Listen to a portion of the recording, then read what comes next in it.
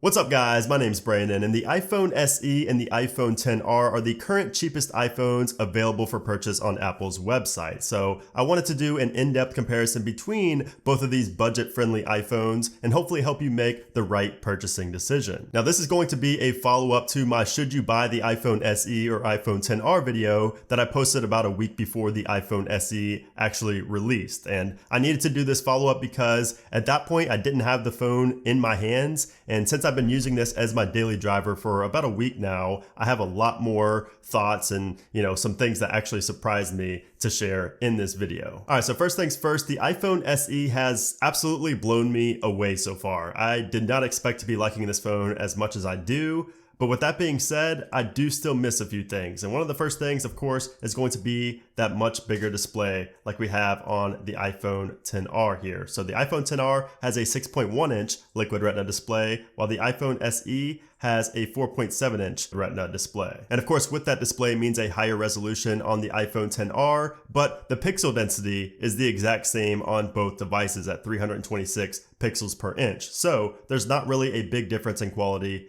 at all. I watch YouTube videos, Twitch streams, I scroll through the Apple News, I web browse, I do everything that you guys probably do on a day-to-day basis, and I really cannot see any difference at all in these two screens. Now this is the Liquid Retina versus the Retina, so you would think Liquid Retina would be better on the iPhone XR, but once again, you would really have to look like under a magnifying glass or something to see a difference in these two displays. The only thing is that the iPhone SE is just smaller, so it's gonna be harder to see, very precise details in videos and things like that. And speaking of videos, one thing I found myself doing a lot with the iPhone SE over the past week is trying to pinch in to zoom on YouTube videos, because I keep thinking that this black bezel up here and all around is just empty space in the video, so I could, pinch to zoom like I can on the iPhone XR. I keep getting that confused. It took me like 2 or 3 days to realize I can't do that on the iPhone SE, and that those are actually the bezels and not part of the screen when I'm watching YouTube videos. So yeah, the quality and overall experience isn't bad on the iPhone SE, but media consumption on the iPhone XR is just much better. And it's not only because of the bigger screen and the smaller bezels, but also because the sound is better on the iPhone XR. So we have stereo speakers on both devices, but for some reason the audio is just worse on the iPhone SE than it is on the iPhone XR. And it's not bad, I'm just being overly critical and overly observant when it comes to the sound. But the sound does feel a little bit more tinny and less full on the iPhone SE than it does on the iPhone XR, especially when you hold the phone like this. It seems like the audio levels are just a little bit uneven. It sounds like the bottom firing speakers are just louder and more powerful than the front facing speaker right here in the earpiece. Now, even though nobody likes the bezels, the big bezels on the iPhone SE allow for the home button at the bottom here and Touch ID. And while I still do prefer Face ID on the XR, there are definitely times when I prefer that fingerprint sensor. For example, I'll be like in my car at a drive-thru and I can't be paying complete attention to my iPhone. So I just want to be able to pick it up and, put my fingerprint sensor in and get the password in and get the phone unlocked without having to actually look at the phone itself and pay attention to the phone itself, because I'm trying to pay attention to the line moving in front of me and things like that. So don't worry, I'm not texting and driving or anything like that. I just use it when I'm stopped and like in a drive-thru or something like that. But still, there have been times where I just love being able to unlock my phone without having to look at it and kind of adjust my face. I can just press my finger from my pocket and know it's going to be unlocked when I pull it out. So at this point in time, I do like the practicality of Touch ID better, but the fluidness and the overall sense of security I get with Face ID is still better to me, because obviously Face ID is more secure than Touch ID. It's very easy to bypass Touch ID, and you can be passed out and somebody could use your fingerprint or something like that, whereas you can't do that with Face ID. Of course, as long as you have the require attention feature enabled. I also really like double tapping on the haptic home button on the iPhone SE here to activate reachability, whereas on the iPhone XR, it's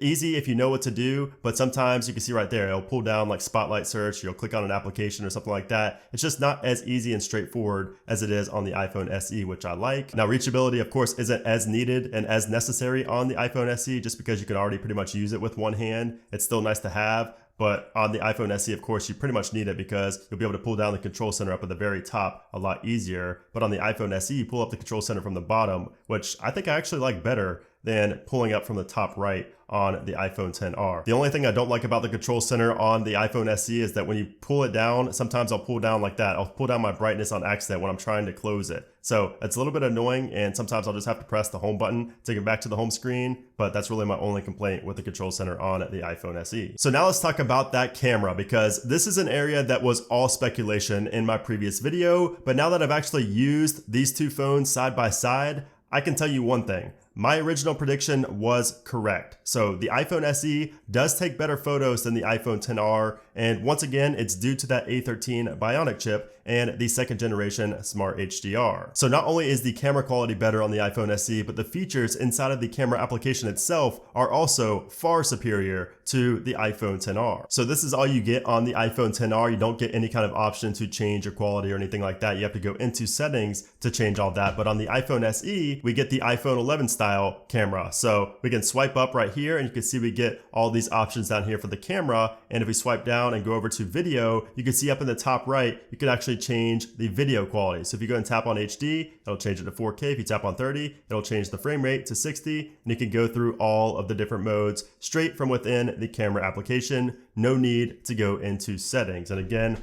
on the iPhone XR, you cannot do that. It'll just show what you have up in the top right. And if you tap on it, you can see nothing happens. So even though the iPhone SE uses the exact same camera sensor as the iPhone 8, which is a generation older than the iPhone XR, the image processing from that A13 Bionic chip in the iPhone SE makes the photos and the videos look excellent and far better than they looked on the iPhone 8. You can see these examples here, and one of the common themes that I noticed with the iPhone SE is that it seems to always nail the skin tones. And again, that's thanks to the A13 Bionic and the second generation Smart HDR, but I noticed that the iPhone XR, since it only has first generation Smart HDR and the A12 Bionic chip, it sometimes produces a little bit more reddish skin tone, and it's not always as accurate as the iPhone SE. But when it comes to low light or really bright situations, the iPhone SE is not near as good as the iPhone 11. But compared to the iPhone XR, I did notice that the iPhone SE is also better in low light situations. But like I said, neither one of these phones stand a chance against the iPhone 11, since we have night mode on the iPhone 11 and not on either one of these devices. But when it comes to good lighting conditions, the iPhone SE and the iPhone XR take practically the same pictures. It's really hard to tell a difference between the two in most well-lit situations, but you can also see in times like this, you can see a little bit more detail in the trees right here on the XR versus the SE. So overall, the iPhone XR has the better camera sensor versus the iPhone SE, but the iPhone SE could be better for some people because of the software-based features. Portrait mode is also better on the iPhone SE because you get all of the portrait lighting effects, whereas the iPhone XR limits it to just the natural light, the studio light, and the contour light. And you can see here that the iPhone SE gets all of those lighting effects just like the iPhone 11 here. Now, when it comes to the selfies, both get the same ones. For the selfies, you get all the effects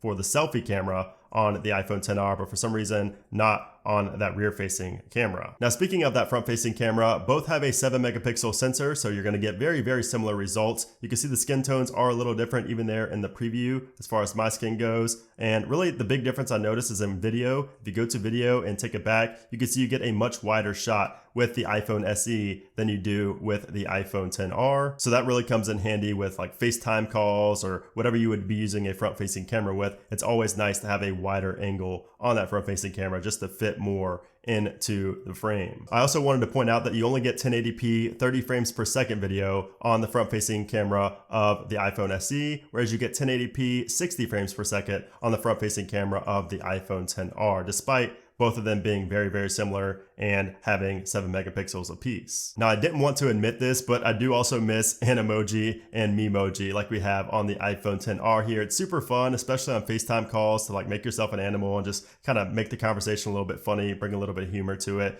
And even just to send to people, it's funny sometimes. So I do miss that. You cannot do it on the iPhone SE. You can just have your reactions and you can have your Memoji character set up, but you can't actually talk as them and, record videos and put it on FaceTime and things like that, which is a little bit unfortunate. Now, as for the performance, I didn't do a dedicated speed test between these two yet, so I'm just gonna do a quick one in this video, but really the difference in day-to-day usage is not gonna be very major. However, I do think that the iPhone SE is faster when it comes to gaming, when it comes to just loading up random things around the OS. It's just faster and smoother, and again, it's all thanks to that A13 Bionic chip. Of course, we have the A12 chip in the iPhone XR, and we have 3 gigabytes of RAM on both devices. Now, Apple claims that the A13 chip is 20% faster than the A12 while using 40% less power. So Apple is saying that the iPhone SE should be at least 20% faster than the iPhone XR while also not draining battery as quickly. And that's kind of been what I noticed throughout using the iPhone SE for this past week. And just for fun, since I didn't do a dedicated speed test between the iPhone XR and the iPhone SE, we're gonna launch up a few games real quick and just see how much faster the SE loads than the XR, or maybe in some cases where the XR loads faster than the iPhone SE. So we're gonna start with Subway Surfers. Press that at the same time, we had both closed, and you can see there the SE is pulling away, and it loaded before the iPhone XR by like a good second. And if we move on to something a little bit more intensive like PUBG, we press them at the same time there, you'll see that this takes a little bit more CPU and GPU power to get it up and running, especially to get it up and running quicker. And you can see there the iPhone SE is loading this first as well.